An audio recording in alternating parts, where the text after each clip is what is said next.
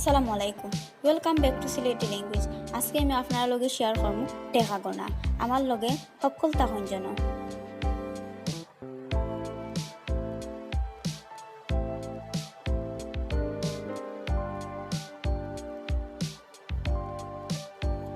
এক টাকার নোট,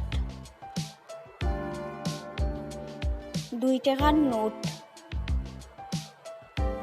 5 টাকার নোট, 10 টাকার নোট, 20 টাকার নোট, 50 টাকার নোট, 100 টাকার নোট, 200 টাকার নোট, 500 টাকার নোট, 1000 টাকার নোট,